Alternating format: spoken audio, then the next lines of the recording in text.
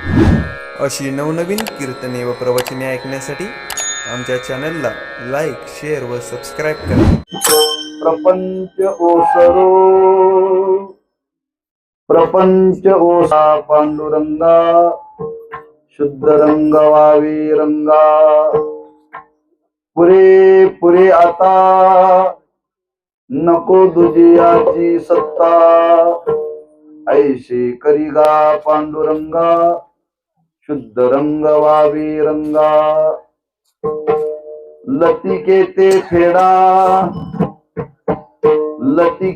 फेडा तुका म्हणे जाय पिडा ऐशी करिगा पांडुरंगा शुद्ध रंग वावी रंगा पांडुरंगा करू प्रथम नमन पांडुरंगा करू प्रथम नमन पांडुरंगा करू प्रथम नमन पांडुरंगा करू प्रथम नमन पांडुरंगा करू प्रथम नमन पांडुरंगा करू प्रथम नमन पांडुरंगा करू प्रथम पांडुरंगा करू प्रथम नमन पांडुरंगा करू प्रथम नमन दुसरे चरणा संताजिया दुसरे चरण संताजिया त्यांच्या कृपादारी कथेचा विस्तारू बाबाजी सद्गुरु दास तुका दुसरे चरण संताजिया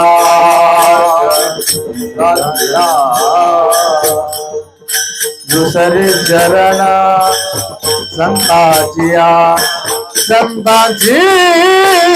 त्यांच्या कृपादाने कथेचा विस्तारू बाबाजी सद्गुरु दास तुका नमो ज्ञानेश्वरा निवृत्ती उदारा सोपान देवा नमो मुक्ताबाई त्रिभुवन पावनी आद्यत्रे जननी देवाची नमो सद्गुरु तुकया ज्ञानदीपा नमो सद्गुरु सच्चिदानंद रूपा नमो सद्गुरु भक्त कल्याण मूर्ती नमो सद्गुरु भास्करा पूर्ण कीर्ती श्री संताची या माता चरणावरी साष्टांग हे करी दंडवत विश्रांती पावलो सांभाळा उत्तरी वाढले अंतरी प्रेम सुख प्रपंच ओसरो चित्त तुझे पायी मुरो ऐशे करिगा पांडुरंगा शुद्ध रंग वावे रंगा सेवेकरता निवडलेला अभंग श्रीमंत जगद्गुरु श्री तुकोबार यांचा असून त्या अभंगातून जगद्गुरु श्री तुकोबाराय आपली जी उपास्य देवता श्री पांडुरंगराय त्या उपास्य देवतेकडे प्रार्थना करतायत.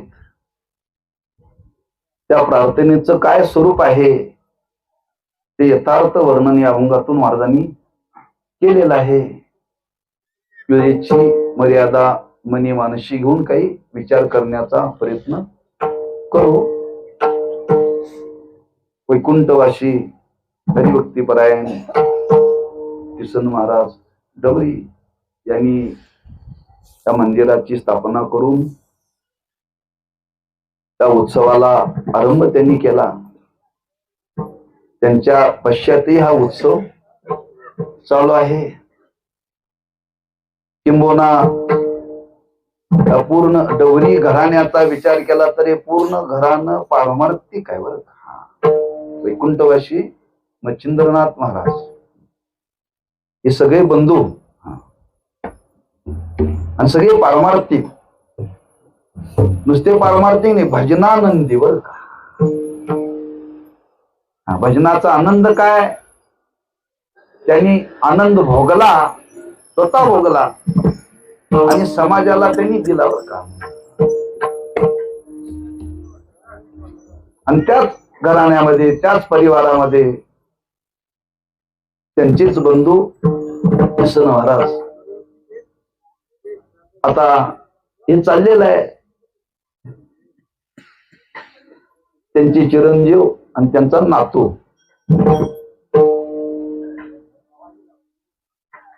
एखाद्या घराण्यात वैष्णव जन्माला आला की देव त्याची व्यवस्था करतो बरं का. व्यवस्था ती पुढे चालवण्याची व्यवस्था करतो. आपल्याला त्याची चिंता करावी लागत नाही, कारण त्या पूर्वजांची पुण्याई असते. आणि त्यांच्या पुण्याईने एखादं चांगलं कार्य जर आपल्या घराण्यामध्ये होत असेल तर समजावं वाडवडिलांची पुण्याई, आणि आपल्या घराण्यामध्ये जर काय वाईट घडत असेल तर समजावं आपलं पाप. आपलं पाप बर. ज्यार्थी हे पारमार्थिक चिंतन आज घडतं, वर्षातून एक हा उत्सव आज संपन्न होतो, त्यांची ही पुण्याई आहे. किंबहुना आज परमार्थाचं वर्णन करताना संतांनी वर्णन केले, आज जो समाजामध्ये परमार्थ चाललेला याच्या मागे संतांचं पुण्य आहे. आम्ही तुम्ही करतो म्हणून परमार्थ चाललेला नाही बरं का. असं कोणाला वाटत असेल तर अहम काढून टाका. हा, ज्ञानोबाराय, तुकोबाराय, नाथ महाराज, निळोबाराय, नामदेव महाराज यांच्या पुण्याईने परमार्थ चाललेला आहे. हा, एवढं त्यांचं पुण्य आहे, एवढं पुण्य आहे. जोपर्यंत त्यांचं पुण्य आहे तोपर्यंत या जगतामध्ये शांतता नांदणार आहे बरं का. म्हणून संतांनी केलेली साधना फार समाजाच्या दृष्टीने अतिशय उपयुक्त आहे. आता काही लोक मानत नाही, ते समाजाचं अज्ञान आहे. त्याच्या म्हणण्याने काय फरक पडत नाही, त्याच्या म्हणण्याने काय फरक पडत नाही. पण संतांनी वर्णन केलेलं आहे, पुण्य उभे राहो. का संतांच्या पुण्याने हे कार्य घडत असतं. म्हणून त्या घराण्यामध्ये केलेली साधना आणि त्या साधनेतून हा उत्सव संपन्न होत आहे. आणि ते योगायोगाने माझ्या वाट्याला काही महत् भाग्याने सूत्र जुळ आणि तो योग आलेला आहे. आणि कुठलीही ध्यानी मनी अपेक्षा कल्पना नसताना येणं म्हणजे कुठंतरी सूत्र जुळावं लागतं बरं का. कुठंतरी पुण्याचा संच असावा लागतो. आणि तो योग आपल्या वाट्याला आलेला आहे. तेव्हा यथामती काही चिंतन करण्याचा प्रयत्न करू. अभंग सर्वांच्या परिचयाचा आहे. कालावधी चालू आहे तुकोबाऱ्यांचा प्रयाण काल. 3 दिवसावरती येऊन पोचलेला आहे. याच कालामध्ये तुकोबाऱ्यांनी आपल्या जीवनामध्ये आपल्या अवताराची सांगता केली. आणि ती सांगता करत असताना भगवंताला साक्षी ठेवून केली. किंबहुना ज्या गावामध्ये तुकोबारांनी वास्तव्य केलं त्या गावच्या लोकांना साक्षी ठेवून आपल्या अवताराची पूर्तता केली तुकोबारांनी बरं. कारण परमार्थाची साधना करत असताना त्या परमार्थाच्या साधनेमध्ये काही प्रतिबंध येतात. आणि त्या प्रतिबंधालाच शास्त्रामध्ये विक्षेप म्हटलेला आहे. आणि विक्षेप जर परमार्थामध्ये असेल तर परमार्थाचा आनंद मिळत नाही. तो फार मोठा प्रतिबंध आहे विक्षेपाचा. आणि तो विक्षेप राहतो कुठं? चित्तात राहतो. चित्तात राहून तो परमार्थाला प्रतिबंध करतो. त्या चित्ताला देवाकडे ते जाऊ देत नाही. देवाकडे जाऊ देत नाही बरं का. कारण तो विक्षेपच आज चित्तामध्ये वास करतो आणि परमार्थाच्या साधनेला प्रतिबंध करतो. अशा विक्षेपाला जर आपण बाजूला सारायचं ठरलं तर फार कठीण आहे बरं का. फार कठीण आहे, अतिशय कठीण आहे. मग त्या विक्षेपाला बाजूला सारण्याकरता ज्याच्याकडे हे चित्त न्यायचं आहे त्याची सहायता घ्यावी लागते. त्याची सहायता घेतल्याशिवाय तिकडं जाता येत नाही. तिकडं जाता येत नाही, लक्षात ठेवा. म्हणून त्या परमार्थाचा आणखी एक भाग आपल्याला सांगतो. परमार्थ करायचा म्हणजे काय करायचा? परमार्थ करायचा म्हणजे एवढं सोपं आहे, फार सोपं आहे. चित्ताचा विषय बदलायचा.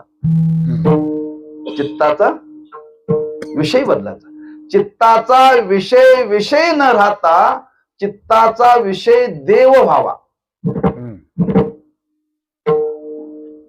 आणि तोच विषय आमच्या चित्तामध्ये बसलेला आहे प्रपंचाच्या रूपाने. प्रपंचाच्या रूपाने तो काही केल्या निघत नाही, काढणारे निघून गेले. पण तो काय निघाला नाही, भल्या भल्याना निघाला नाही. पण साधू संतांनी मात्र हा केलेला प्रयत्न जगाच्या समोर अक्षरबद्ध करून ठेवला बरं का. कारण ही परमार्थाची साधना करत असताना त्यांनी जगाला दाखवून दिलं हा विक्षेप त्या भगवंताच्या कृपेनं त्याच्या साह्याने निवृत्त करता येतो. आणि तो त्यांनी जीवनामध्ये निवृत्त केला. ज्या चित्तामध्ये हा प्रपंच होता त्याच चित्तातला प्रपंच गेला आणि त्यांनी जगाला दाखवलं. काय दाखवलं? जो प्रपंच चित्तातून निघायला तयार नव्हता, पण त्या भगवंताची साधना करून त्याच्याच कृपेने आम्ही चित्तातला प्रपंच निवृत्त करण्याकरता पहिली प्रार्थना केली. ते माझे हरी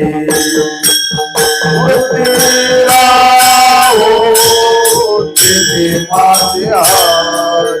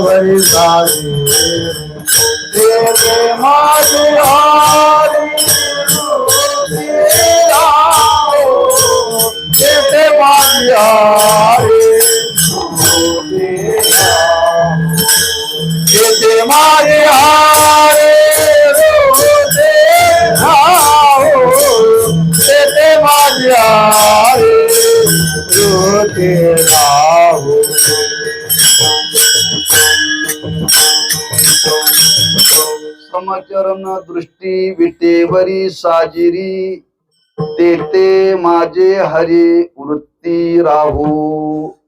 त्या भगवत स्वरूपाच्या ठिकाणी वृत्ती नाम चित्त राहो.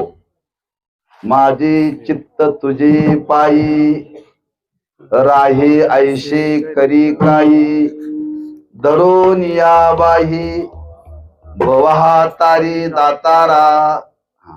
अशी त्या भगवंताची साधना करता करता करता पुन्हा पुन्हा पुन्हा पुन्हा संतांनी देवाकडे प्रार्थना केली बरं का. कारण हे एकदा सांगून भागत नाहीये. एकदा सांगून भागत नाही. हा, पुन्हा पुन्हा त्याची आळवणी करावी लागते. पुन्हा पुन्हा त्याची अभ्यास कर, अभ्यास कर, प्रॅक्टिस कर, अभ्यास कर, प्रॅक्टिस कर. हा, मग कधी गुरुजींनी सांगावं लागतं तर कधी घरातल्या लोकांनी सांगावं लागतं. सांगून तो करेलच नाही, पण सांगत राहावं लागतं. तद्वत त्या भगवंताकडे सुद्धा आपली ही चित्तवृत्ती स्थिर राहण्याकरता पुन्हा पुन्हा प्रार्थना करावी लागते बरं. पुन्हा पुन्हा पुन्हा पुन्हा प्रार्थना करावी लागते. या शब्दाचा अर्थ त्या उपासनेमध्ये आपण अखंड राहिलं पाहिजे. आम्ही वर्षातून एकदा जाणार आणि देवाला म्हणणार, देवा आमची वृत्ती तुझ्या पायाजवळ राहू दे, एकदा जाऊन चालत नाही. मग काही बघा, राजकारणामध्ये काही नेते लोक आहेत आणि त्या नेते लोकांच्या बरोबर काही कार्यकर्ते आहेत. आणि ते कार्यकर्ते त्या नेते लोकांच्या सतत सानिध्यात असतात. आम्ही फक्त निवडणुकीच्या वेळेला म्हणतो आमचं काम करा, करत नाहीत बरं का. पण ते कार्य करत नाही, मग त्यांच्या सानिध्यात असतात, काय म्हणत ते त्यांच्या करता करायला तयार असतात का, सतत त्यांच्या सानिध्यात असतात बरं का. तसं आपल्या चित्ताला त्या भगवंताच्या ठिकाणी स्थिर करण्याकरता, चित्तातला विक्षेप निवृत्त करण्याकरता सातत्याने त्याच्या साधनेमध्ये राहिलं पाहिजे, सातत्याने बरं का. आणि ते सातत्य तुकोबरांच्या जीवनामध्ये होतं, ते सातत्य महाराजांच्या जीवनामध्ये होतं. तेव्हा महाराज भगवंताच्या दर्शनाला जायचे, पण दर्शनाला गेल्यानंतर चित्त मात्र दुसरीकडे जायचं. आपण जरी मंदिरात जाताना चित्ताला घेऊन गेलो तरी तिथं जाईपर्यंत ते बरोबर असतं, पण तिथं गेल्यानंतर ते कधी गुंगारा मारत आपल्याला कळत नाही बरं. गुंगारा मारत कळत नाही. आम्ही देवाच्या समोर असतो, जाताना घेऊन जातो, पण तिथं गेल्यानंतर ते नेमकं जातं कुठं, देवळात, आणि चित्त वाहनात. मराठी शब्द आहे पायतानात, असा शब्द आहे. म्हणजे आपण देवाच्या समोर असतो, पण चित्त आपल्या बरोबर, देवाच्या समोर गेल्यानंतर आपल्या बरोबर चित्त न राहणं, ते चित्त बाजूला जाणं, यालाच विक्षेप म्हटले बरं. आणि हा विक्षेप घालवला पाहिजे, हा घालवण्याकरताच परमार्थ आहे. हा चित्तामध्ये असलेला विक्षेप घालवण्याकरताच परमार्थ आहे. एकदा चित्तातला विक्षेप गेला, मग तुम्ही प्रपंचात राहा नाहीतर डोंगरात राहा, काय फरक पडत नाही, काही फरक पडत नाही. पण चित्तातला हा प्रपंच रूपी विक्षेप निवृत्त झाला पाहिजे बरं का. आणि विक्षेप निवृत्त होण्याकरता काय करावं लागतं, शास्त्रांनी सांगितलं, निष्काम उपासना. निष्काम उपासनेशिवाय विक्षेप जात नाही. मग ती निष्काम उपासना करायची, किती दिवस करायची, मोजून 16 सोमवार असं मोजून चालत नाही, लक्षात ठेवा. न मोजता ती साधना करावी लागते. आम्ही करतो पण मोजून करतो. लोक म्हणतात आम्ही महाराज वैजनाथाच्या दर्शनाला येतोय, फक्त सोमवारीच येतोय, एकही सोमवार आम्ही चुकवत नाही. बरोबर आहे,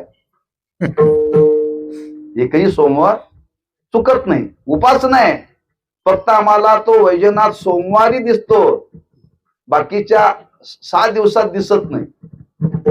कुठं काय तो फिरायला जातोय,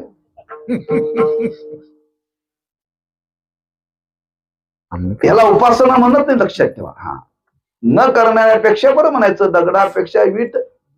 हा, पण ती सातत्याने उपासना करावी लागते. आणि ती उपासना कशा करता करावी लागते मात्र लक्षात ठेवा, हा चित्तातला विक्षेप जावा, एवढंच त्या उपासनेचं महत्व आहे.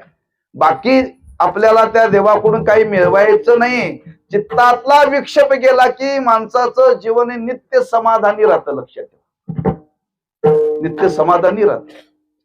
मग तुकोबारांनी जीवनामध्ये विचार केला, हा विक्षेप काय आपल्या चित्तातला जाईना, घालवण्याचा प्रयत्न केला, फार प्रयत्न केला, आणि प्रयत्न करून तो चित्तातला जाईना. तेव्हा तुकोबारांनी विचार केला, आता एकच पर्याय, त्या भगवंताकडे आता प्रार्थना करावी लागेल. आणि ती भगवंताकडे प्रार्थना करावी लागेल. म्हणून तुकोबाराय त्या भगवंताकडे प्रार्थना करण्याकरता प्रवृत्त झाले. हे भगवंता, हे पांडुरंगा, ज्या प्रपंचामध्ये मी राहतो तो प्रपंच आज माझ्या चित्तामध्ये वसलेला आहे. तो चित्तातला बाजूला जावा, चित्तातला बाजूला जावा. असं काहीतरी देवा तू कर बर का, असं काहीतरी कर. मग काय कर? चित्तातला प्रपंच बाजूला कर आणि चित्त तुझ्या स्वरूपाच्या ठिकाणी तल्लीन कर. तल्लीन कर, तद्रूप कर. कारण भगवंताच्या ठिकाणी चित्त तद्रूप होण्याकरता विक्षेप गेल्याशिवाय ते तद्रूप होत नाही. तुम्ही ध्यान करून बघा देवाचं. ध्यान करायची सवय आपल्याला नाही आहे. आम्ही लोकाला सांगतो, माळ घातल्यानंतर रोज सकाळी 108 वेळा राम कृष्ण हरी विठ्ठल केशवा या मंत्राचा जप करा. हातात माळ असते, तोंडामध्ये भगवंताचं नाम असतं, ते मनी ओढले जातात. करतो कधी जप?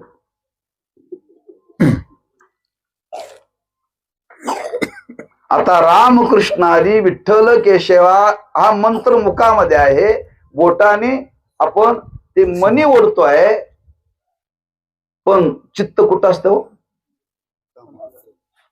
कुठं असतं? घड्याळामध्ये. जाग्यावर नसतं, लक्षात ठेवा. हा, कामाला जायची वेळ असेल तर डबा बांधला असेल का? चहाची सवय असेल तर चहा झाला असेल का? पण जप केल्याशिवाय चहा घ्यायचं नाही ना. हा, खरंच आज चाललोय, कामगार येतील का? गवंड्याला चिंता, हाताकडची. हा विक्षेप आहे. म्हणजे मुखामध्ये भगवंताचं नाम आहे, हातामध्ये माळ आहे, पण मनामध्ये तिथं चित्त स्थिरावलेलं नाहीये. त्या चित्तामध्ये भलतेच विषय, भलतेच विषय, ते चित्तातले विषय गेले पाहिजे. मग ते काढून जातात का? काढून जात नाहीत. का जात नाहीत? अनंत जन्माचे संस्कार आहेत. एकाच जन्माचे संस्कार नाहीत, लक्षात ठेवा. म्हणून एकाने एकाला सांगितले, बघ तुला मी ध्यान करायला सांगतो, पण ध्यान करताना मनामध्ये उंट आणायचं नाही बरं का. मनामध्ये उंट आणायचं नाही. आणायचाही नाही म्हटलं की ते नेमकं येतच बरं का. नेमकं ते येतच. हा, म्हणजे ते चित्त त्या भगवंताच्या ठिकाणी तद्रूप जाण्याकरता कधी उंटाची मान आडवी येते, तर कधी कधी त्याचा खांदा आडवा येतोय, कधी कधी त्याचे पाय आडवे येतात, तर कधी कधी शिपूट येते. ते सगळाच उंट दिसत नाही बरं का. तसा प्रपंच आहे. हा, प्रपंच एकदम सगळा चित्तात येत नाही. एका एका अंगाने तो चित्तामध्ये उभा राहतो, आणि तो एका एका अंगाने उभा राहतो. त्याला बाजूला करण्याकरता, त्याला स्थिर करण्याकरता एक पर्याय त्या भगवंताचं साह्य घ्यावं लागतं. आणि ते साह्य घेण्याकरता तुकोबाराय म्हणतात, देवा खरंच मी परमार्थाची साधना करण्याकरता प्रवृत्त आहे. मी माझ्या परीनं माझ्या जीवनामध्ये प्रयत्न केला, पण देवा मला काय यश आलं नाहीये. पण मी विचार केला देवा, चित्तामध्ये असलेला प्रपंच एकाएकी निवृत्त होणार नाही, पण देवा हळूहळू का विना कमी करायला का हरकत नाही. पण हे तुला देवा करावं लागेल, तुला करावं लागेल. आणि ते हळूहळू कमी व्हावा याच्याकरता शब्द वापरला, ओसरणे. ओसरो, काय शब्द वापरला? ओसरो. ओसरो म्हणजे हळूहळू हळूहळू हळूहळू कमी झाला पाहिजे. आणि तो कमी होण्याकरता देवा तू आम्हाला सहाय्य कर, असा पहिला भाव महाराज अभंगाच्या पहिल्या चरणामध्ये प्रकट करतात.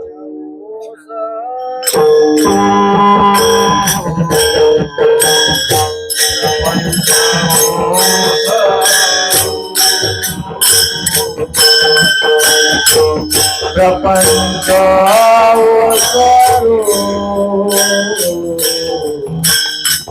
प्रपंच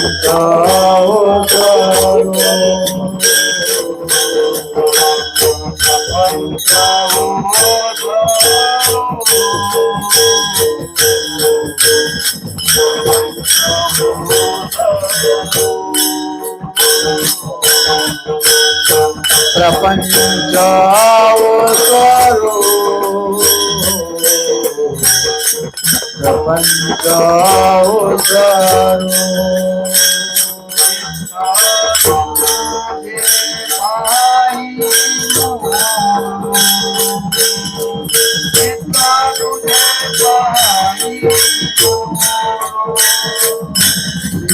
तुझे पाई मोरो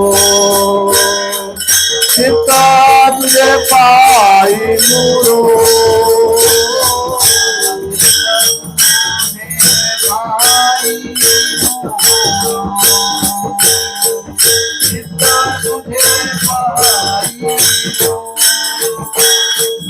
चित्ता तुझे पाई मोरो चित्ता तुझे पाई मोरो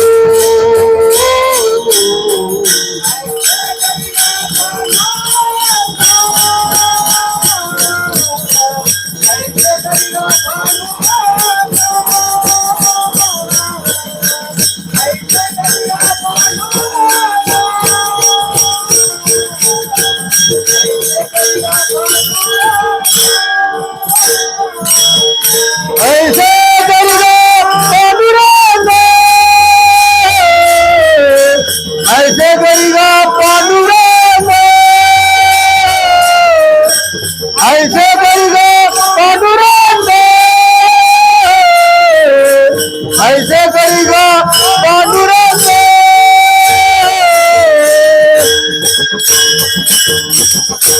प्रपंच ओसरो चित्त तुझे पायी मुरो. कुणाच्या मनामध्ये शंका येईल, प्रपंच बाहेर आहे का प्रपंच आत आहे हो? दोन्ही बाजू आहे.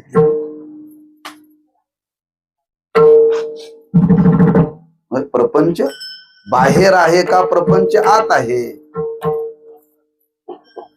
गाडी, बंगला, वाडी म्हणजे शेतीवाडी, पैसा हे बाहेर आहे का आत आहे?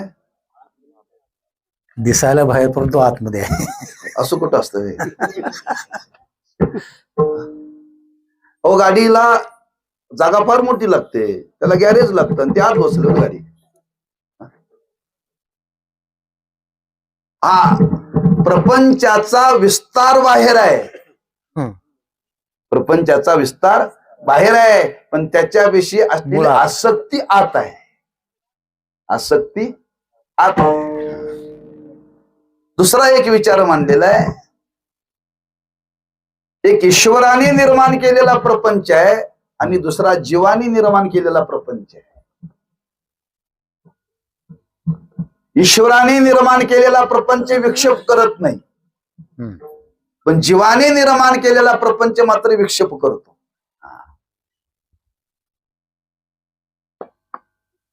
आज हे ईश्वराने निर्माण केले. जगामध्ये काय घडलं तर आपल्यात काय फरक पडत नाही, बरं का, काय फरक पडत नाही. त्या कोरोनाच्या काळात किती माणसं मेली, आपल्याला काय सुख दुःख काय म्हणता? आपली घरातली किती गेली, काय आहे, काय नाही. म्हणजे जगामध्ये जे ईश्वराने निर्माण केलेला आहे तो प्रपंच मनुष्याला प्रतिबंध करत नाही. जीवानेच निर्माण केलेला प्रपंच आज जीवाला प्रतिबंध करतो. मग ज्ञानोबांनी सांगितलं, तुम्हीच निर्माण केलाय, तुम्हालाच प्रतिबंध करतोय, तुम्हीच आता तो सोडवा. आपुली आपण करा सोडवन संसार बंधना सोडावे, संसार बंधना सोडावे. आपुली आपण करा सोडवन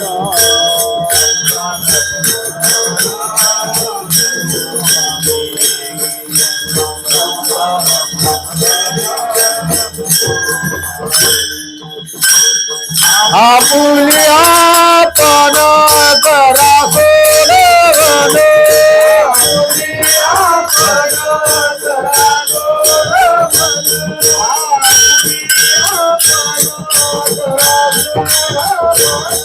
आपुलिया पण करा सोडवन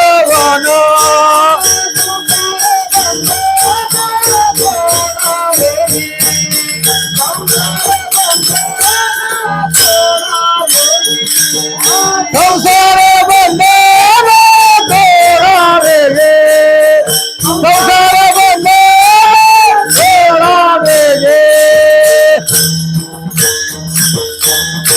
आपुली आपण करा सोडवन संसार बंधन तोडाविगी. पहिला सल्ला दिलाय साधू संतांनी, कारण तो आपण निर्माण केलाय, आपणच त्याच्यातून बाहेर पडलं पाहिजे.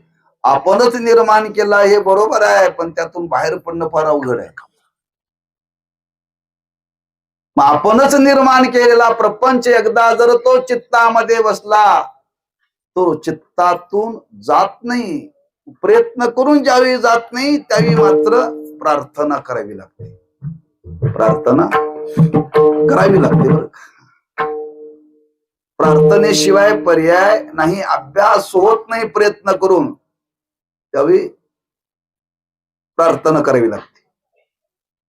बघा, त्या महाभारतातला प्रसंग आहे. त्या द्रौपदीचं वस्त्रहरण कौरवांनी केलं आणि तिने प्रयत्न केला, फार प्रयत्न केला बरं का.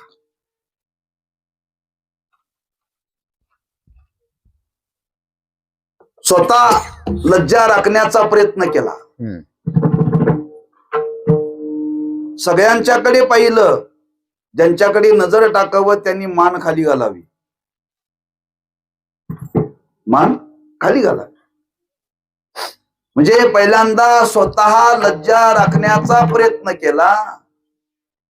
ज्यांना आपलं म्हणून घेतलं त्यांच्याकडे बघितलं.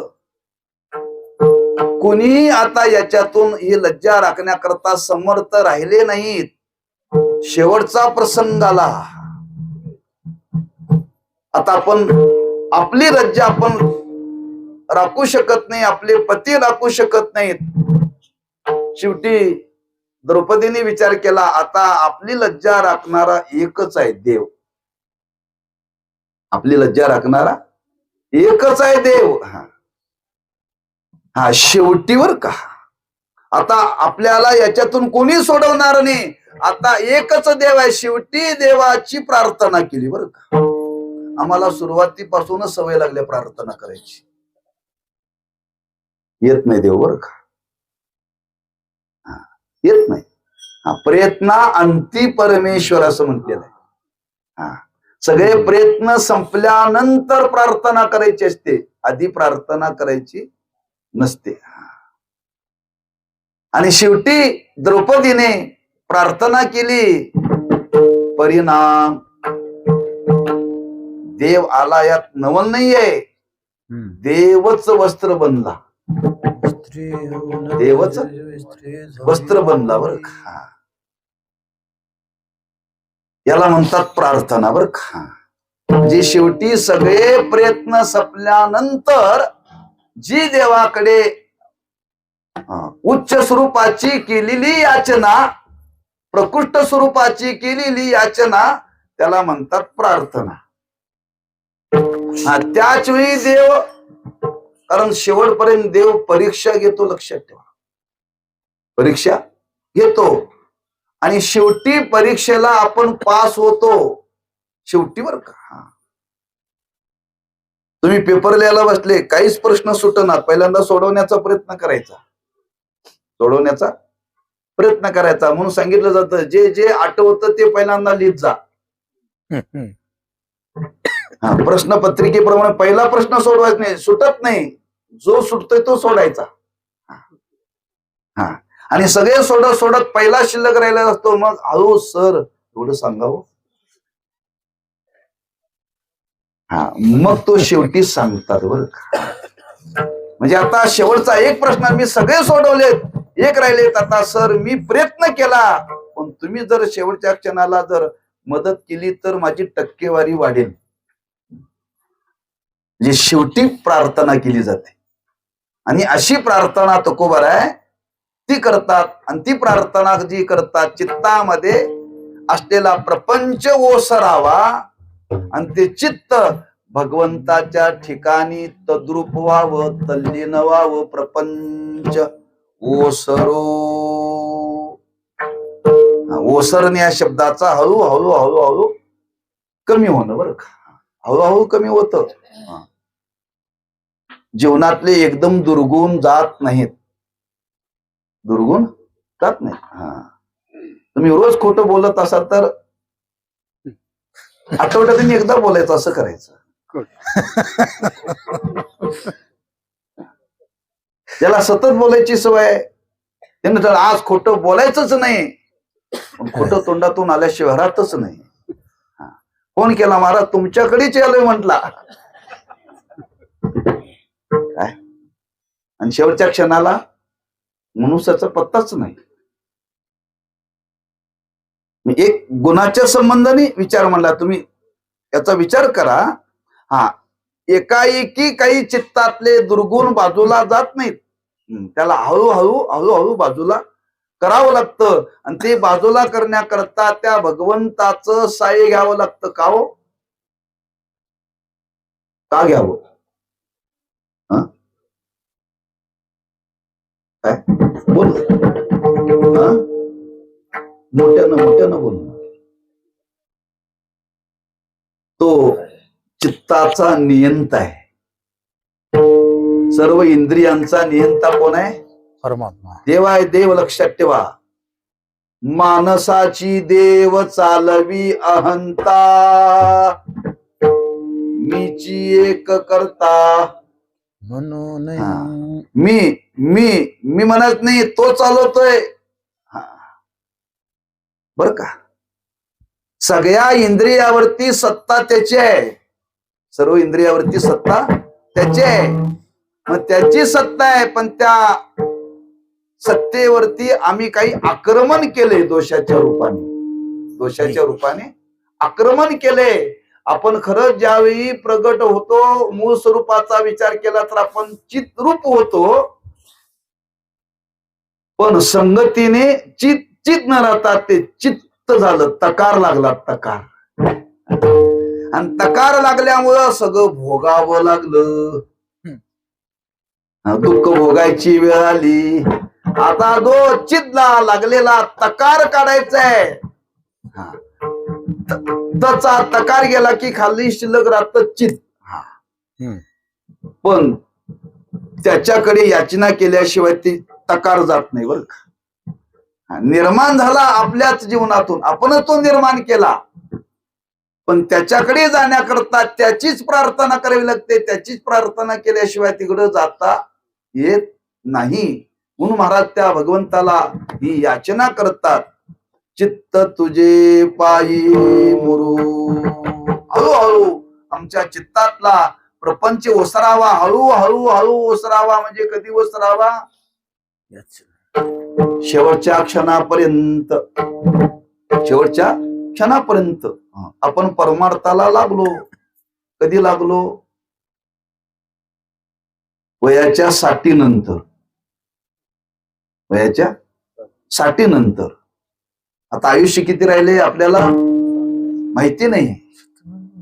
परमार्थाला लागलं पाहिजे तारुण्यात. परमार्थाला तारुण्यात लागलं पाहिजे.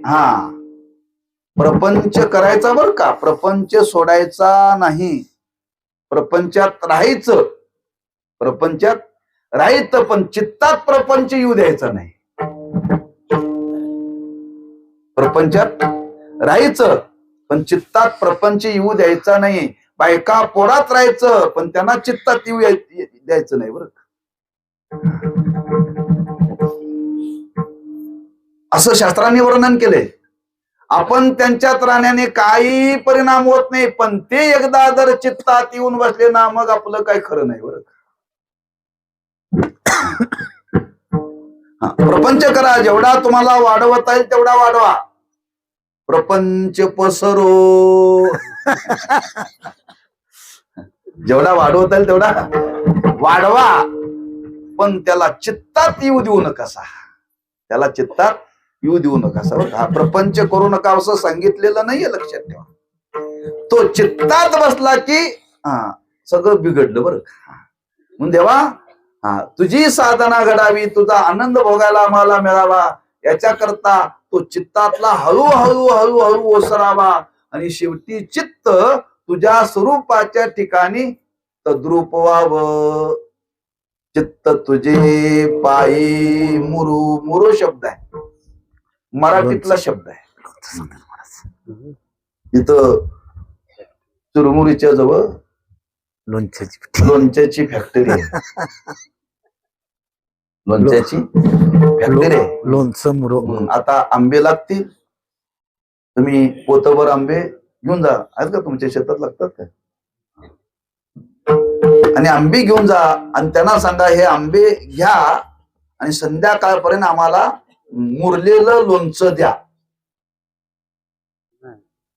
ते म्हणतोय आमच्याकडे मुरलेलं आहे ते घेऊन जा, आमच्याकडे आंबे ठेवा. आंब्याचं लोणचं घातल्यानंतर मुरायला किती दिवस लागतात? कोणी लोणचं घालतच नाही, रेडीमेड सगळं. जुन्या काही माता वर्ग असतील तर, वयस्कर असेल तर त्यांना विचारा. लोणचं मुरायला फार वेळ लागतोय. लोणचं मुरायला फार वेळ लागतो, लक्षात ठेवा. मुरलेलं लोणचं खावं बरं का. नुसतं लोणचं खाऊ नये. नुसतं तुम्ही जर त्या कैऱ्या खाल्ल्या ना, खोकला आल्याशिवाय राहणार नाही. आणि मुरलेलं लोणचं खाल्लं तर तुमची तब्येत बिघडणार नाही. आंबाच आहे, कैरीच आहे, पण मुरण्याकरता दीर्घ काल लागतो. मला एवढाच मुद्दा मांडायचा. दीर्घ काल लागतो. आणि एकदा ते लोणचं मुरलं की त्या आंब्याचा आंबटपणा राहत नाही. आंबटपणा जाणं आणि त्या साखरेशी एकरूप होणं याला म्हणतात मुरणं. तसं संसाराचा आंबटपणा, कडूपणा जाणं आणि तो प्रपंच भगवंताशी गोड होणं याला म्हणतात मुरणं. देवे जीव धाला, देवे जीवा धाला, देवे जीवा धाला,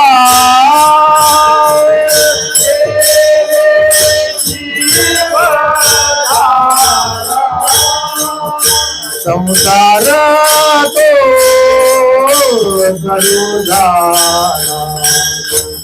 संसार तो करू झाला, संसार तो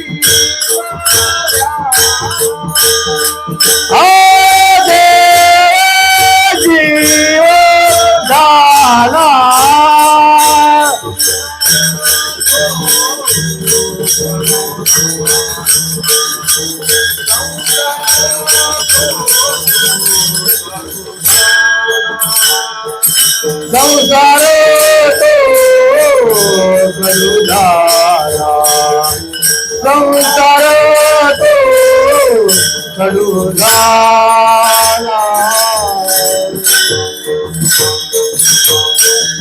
देवे जीव झाला, संसार तो कडू झाला, तेची येताती ढेकर आनंदाचे हरिहर. चित्तातला प्रपंच ओसरावा आणि ते चित्त भगवंताशी तद्रूप व्हावं. तद्रूप म्हणजे एकरूप व्हावं. एकरूप व्हावं म्हणजे नेमकं काय व्हावं? एक विचार मांडला. तो दुसरा विचार इथं तुकोबाऱ्या सांगतात. एकरूप होणं म्हणजे जो भगवंताचा शुद्ध रंग आहे त्या रंगामध्ये चित्त रंगणं म्हणजे तद्रूप होणं. हे पांडुरंगा असं आम्हाला लवकर कर 10 वाजायच्या आधी. ऐशे करी गा पांडुरंगा, ऐशे करी गा पांडुरंगा, ऐसे करेगा पांडुरंगा, ऐसे करेगा पांडुरंगा. शुद्ध रंग वावे रंगा, शुद्ध रंग वावे रंगा, ऐसे करेगा पांडुरंगा, ऐसे करेगा पांडुरंग.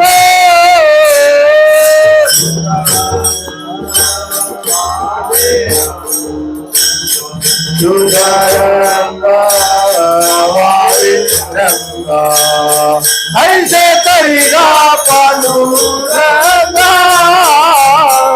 ऐसे करेगा पांडुरंग.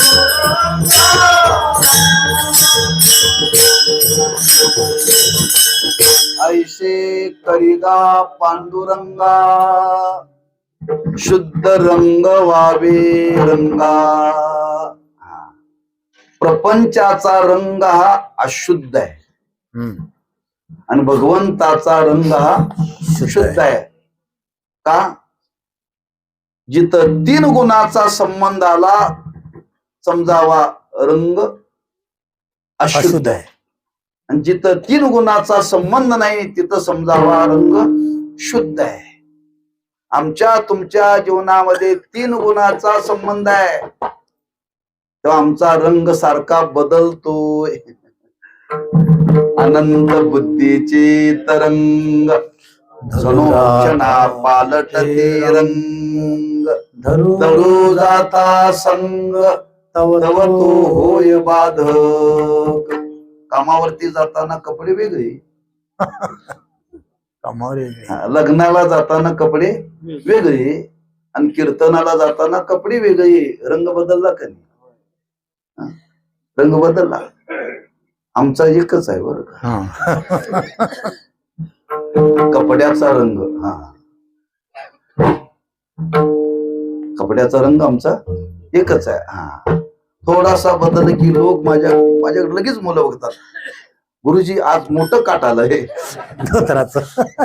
आमच्या रंगाकडे लोकांचा फार डोळा बरं का, फार जपून वागावं लागतं.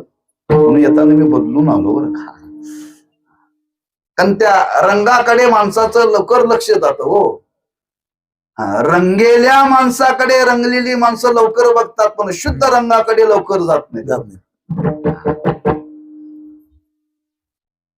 मग 3 गुणाच्या संबंधाने रंग बदलतो. म्हणून आमच्या प्रपंच करणाऱ्याच्या जीवनामध्ये 3 गुणाचा संबंध आहे. भगवंताच्या स्वरूपाचा विचार केला तर तिथं गुणाचा संबंधच नाहीये, म्हणून तो शुद्ध आहे बरं का. थोडासा विचार सांगतो. मायेचा संबंध आला की रंग बदलतो, अविद्येचा संबंध आला की रंग बदलतो.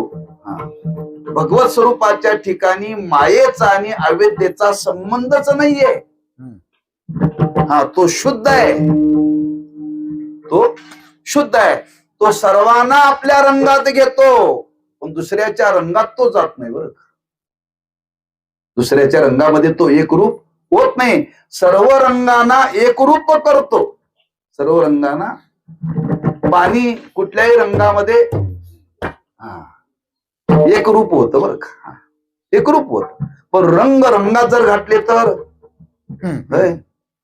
रंगारी कुठला रंग घातल्याला कुठला रंग होतो त्याच काय ठरलेलं आहे, त्याला काय म्हणतात, चार्ट ठरलेला आहे. एक पांढरा, पण ते रंग बदलण्याकरता एक रंग पांढरा कायम ठेवावा लागतो, बरोबर आहे ना? हा, हे लक्षात ठेव. पांढरा रंग म्हणजे शुद्ध. हा, त्याच्यातून अनेक रंग निर्माण करता येतात, पण शेवटपर्यंत पांढरा रंग स्वतंत्र डबा, स्वतंत्र वेगळा ठेवावा लागतो. हा, तसा हा भगवंताचा रंग म्हणजे पांडुरंग, तो शुद्ध आहे. त्या रंगामध्ये कधीही बदल होणारा नाही, आणि त्या रंगाने आम्ही रंगाव देवा, ऐशे करिगा पांडुरंगा, शुद्ध रंग वावे रंगा. शक्य आहे हो. तुकोबाराय म्हणतात, मी ही भगवंताला प्रार्थना केली, आणि भगवंताला प्रार्थना केल्यानंतर भगवंतानी माझ्या जीवनामध्ये ती प्रार्थना पूर्ण केली. रंगलाया रंगे, रंगलाया रंगे, रंगलाया रंगे, रंगलाया रंगे, विठ्ठल सर्वांगे, तुका विठ्ठल सर्वांगे, तुका विठ्ठल सर्वांगे, आम्हा विठ्ठल जीवाला, आम्हा विठ्ठल जीवाला, तुका विठ्ठल सर्वांगे, तुका विठ्ठल सर्वांगे, तुका विठ्ठल सर्वांगे, आम्हा विठ्ठल जीवन.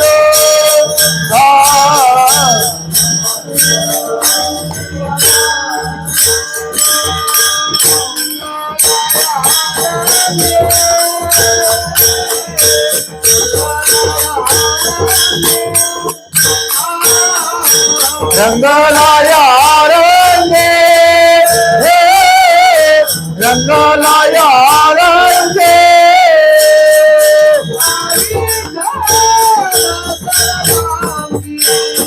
तुका विठ्ठल सर्वांगे,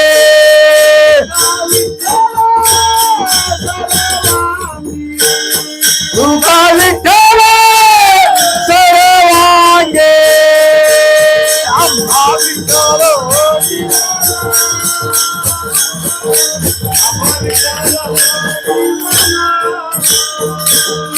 आम्हा विठ्ठल जीवन, आम्हा विठ्ठल जीवन.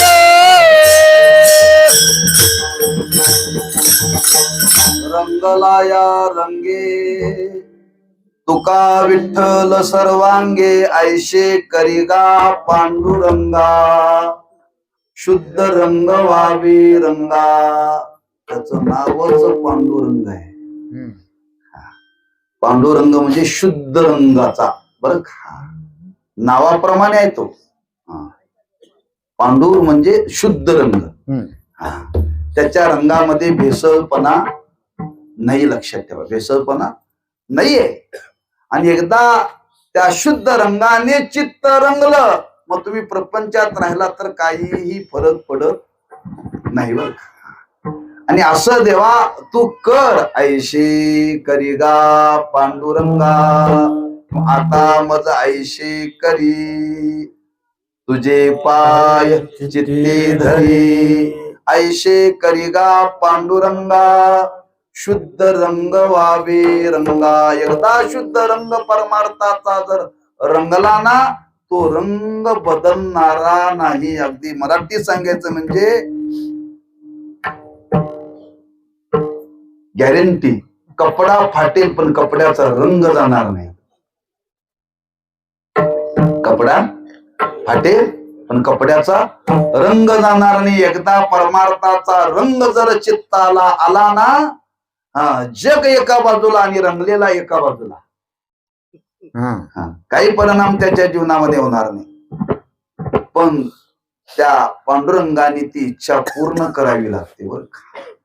म्हणून तुकोबारे म्हणतात ऐशे करिगा पांडुरंगा शुद्ध रंग वावी रंगा. का देवा, जो चित्तामध्ये असलेला प्रपंच आहे ना, त्या चित्तामध्ये बसलेल्या प्रपंचाचा परिणाम आम्ही पराधीन झालो आणि आम्हाला आता दुसऱ्याची सत्ता आवडत नाही, आम्हाला स्वतंत्र राहावं वाटतं. एकदा महाराज पण अंगी आलं ना, फार अवघड आहे बरं का विठ्ठला. त्याला वाटतंय माझं सगळ्यांनी ऐकलं पाहिजे, मी आता कोणाचं ऐकणार नाही, मी कोणाच्या अंकित राहणार नाहीये. प्रपंचात हे चालतं. ती म्हणते मी तुमच्या बरोबर नांदते पण माझं ऐकावं लागेल, माझं ऐकावं लागेल. इलाज नाही इलाज ऐकावं लागतं. कुछ तुम समजो कुछ हम समजो. पण शेवटी पारतंत्र्य आहे बरं का, पारतंत्र्य. आणि पारतंत्र्यामध्ये जगण्यापेक्षा एका परीनं मेलेलं बरं. मग काही लोक म्हणतात आपल्या भारताला स्वातंत्र्य निर्माण होऊन किती वर्ष झाली? 50 वर्ष होऊन गेली. 70 वर्ष झाली.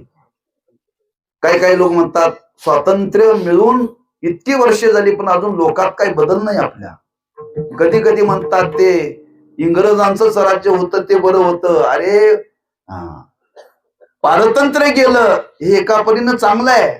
आज ना उद्या बदल होईल, बदल होईल, पण पारतंत्र्यामध्ये जगण्यात काही अर्थ नाही, लक्षात ठेवा.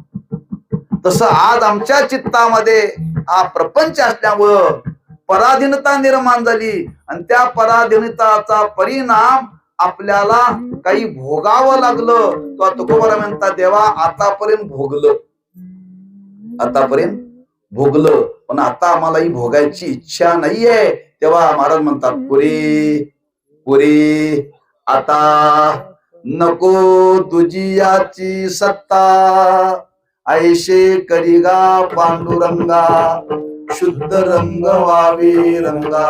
विठोबा रघुमारी जय जय विठोबा सर्वांनी टाळी वाजवा. विठोबा रघुमारी प्रपंच ओसरो चित्त तुझे पायी मुरो, ऐशे करिगा पांडुरंगा शुद्ध रंग वावी रंगा. भगवंताचा रंग हा शुद्ध आहे आणि त्या शुद्ध रंगामध्ये चित्त रंगावं ना, एकरूप व्हावं, तद्रूप व्हावं. पण आज आमच्या चित्ताची अवस्था पाहिली तर तुकोबारे म्हणतात तो चित्तामध्ये प्रपंच बसलेला आहे आणि परिणाम तो चित्तामध्ये बसलेला प्रपंच, त्या प्रपंचाचा परिणाम आमच्या जीवनामध्ये पारतंत्र्य निर्माण झालं.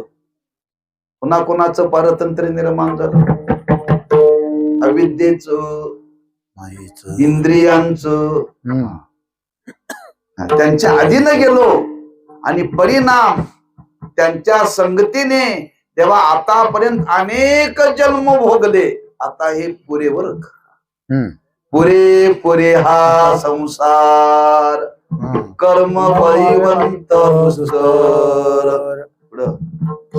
माया पुढं काय जाता येत नाही.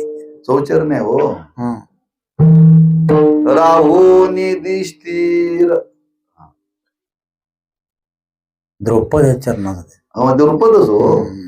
पण चार चरणाचा अभंग आहे.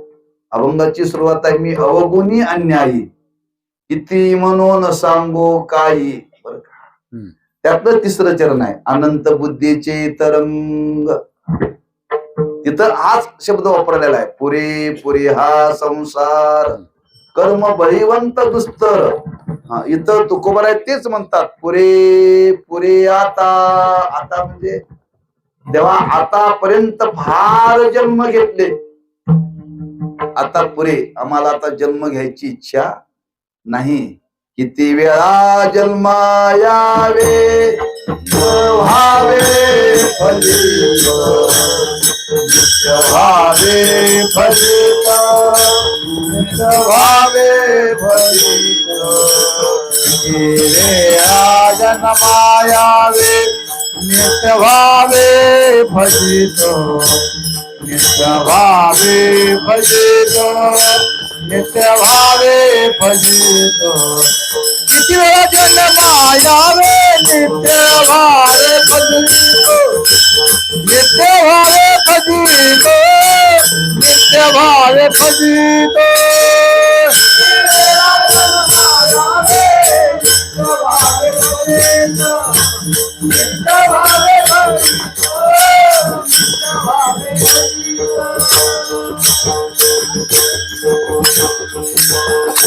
किती वेळा जन्मायावे नित्य व्हावे फजित मनोनी जीव भ्याला शरण गेला मंत्र्याशी विठोबाशी म्हणजे त्याच्याशिवाय याच्यातून सुटता येत नाही बर का. म्हणून आतापर्यंत आपण त्या चित्तामध्ये त्या आसक्तीला धारण केल्यामुळं इंद्रियांच्या अधीनता आपल्याला जावं लागलं आणि परिणाम अनेक जन्म भोगावे लागले. देवा आतापर्यंत भोगले, आता आम्हाला भोगायची इच्छा पुरे पुरे आतापर्यंत भोगले, पण आता आम्हाला भोगायची इच्छा नाही. नको तुझी याची सत्ता, आम्हाला आता स्वतंत्र राहायचं आहे, आम्हाला आता पारतंत्र्यामध्ये राहायची इच्छा नाही. तेव्हा देवा असं कर बर का, आम्हाला असं आम्हाला कर.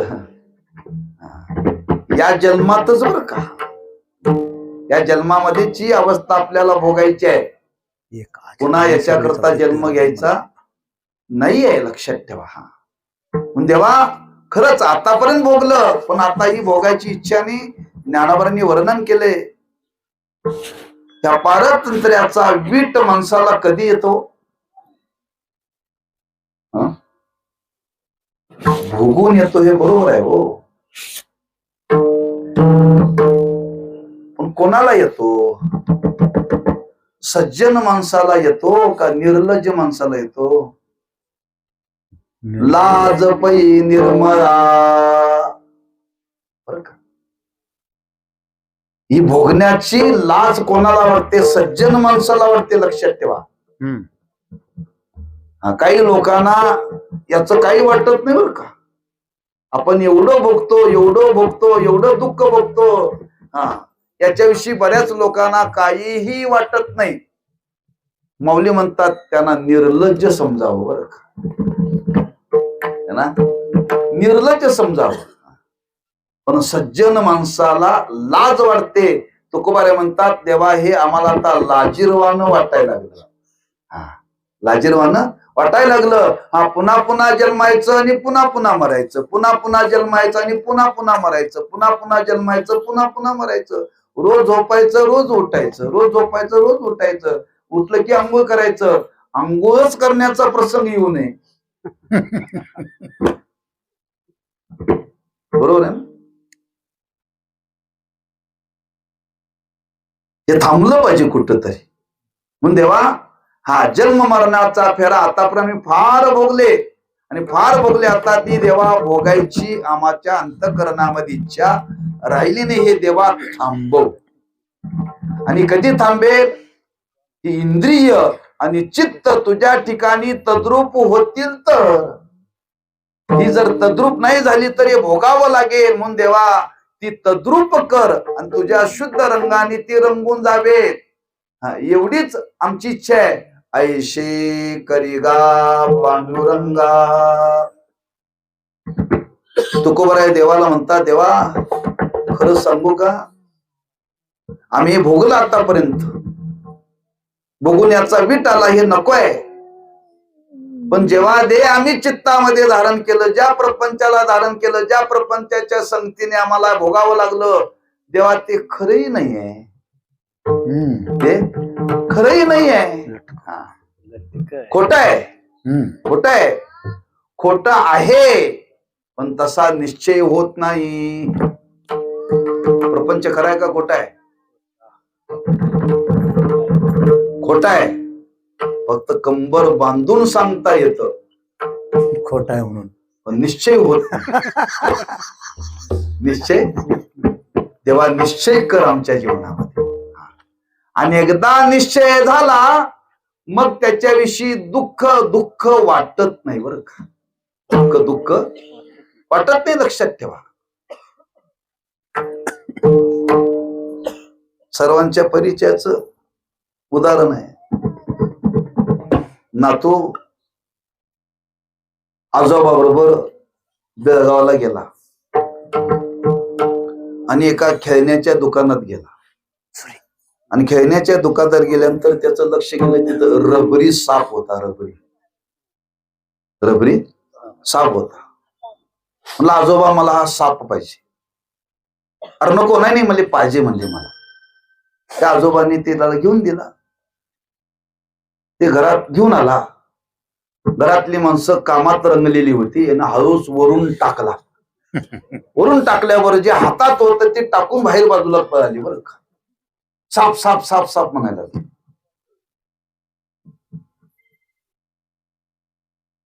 सगळ्यांना सांगितलं, अहो तो साप नाहीये. नाही नाही नाही, साप पडला, वरून पडला म्हणले. नाही, कसं म्हणता. त्यांनी ते हातामध्ये धरून त्या नातवाने सांगितलं, रबराचा आहे, रबराचा. रबराचा आहे म्हटल्याबरोबर आलेला घाम पुसावा लागला, काय आपोआप गेला. पुन्हा त्यांनी दुसऱ्या दिवशी टाकला. तेव्हा आता डझनभर टाक, आम्हाला काय फरक पडत नाही.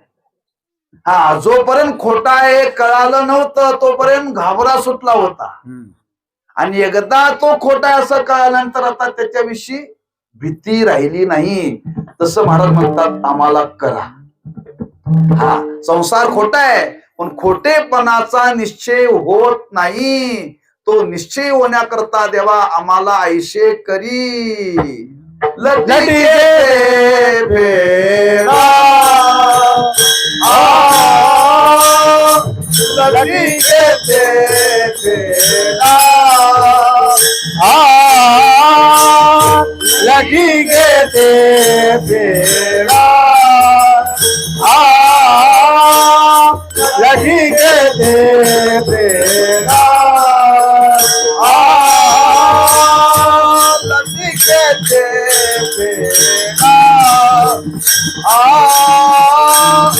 लगी गेते फेरा,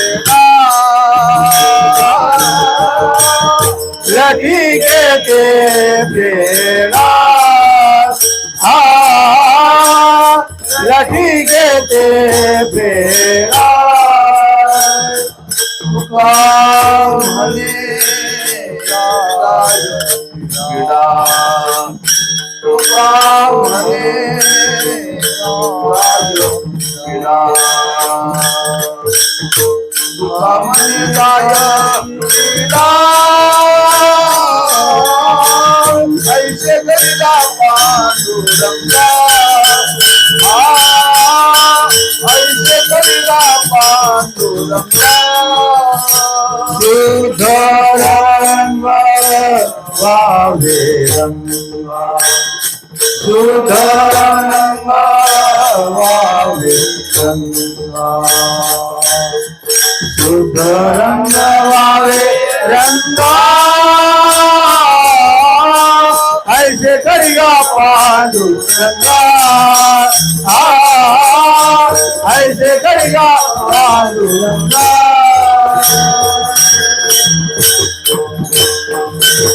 ज्ञानेश्वर माऊली, ज्ञानराज माऊली, तुकाराम. ज्ञानेश्वर माऊली, ज्ञानराज माऊली, जय जय ज्ञानेश्वर माऊली, ज्ञानराज माऊली, जय जय ज्ञानेश्वर माऊली, ज्ञानराज माऊली,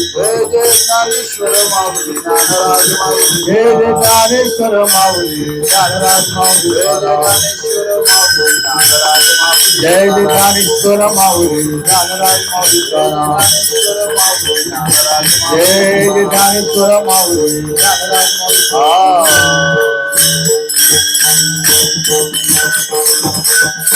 लटिके ते फेडा, तुका म्हणे जाय पिडा. आम्ही खोट्याला खरं म्हटलंय, खोट्याला खरं म्हणतंय. त्याला शास्त्रामध्ये काय म्हणतात? जगत सत्यत्वाची भ्रांती. जगत सत्यत्वाची भ्रांती निवृत्त झाली पाहिजे. आणि जगत सत्यत्वाची भ्रांती निवृत्त होणं म्हणजेच मिथ्यात्व निश्चय होणं. आणि मिथ्यात्व निश्चय एकदा झाला की दुःख भोगावं लागत नाही. आम्हाला जग खोटं आहे असं कळतं, पण निश्चय होत नाही.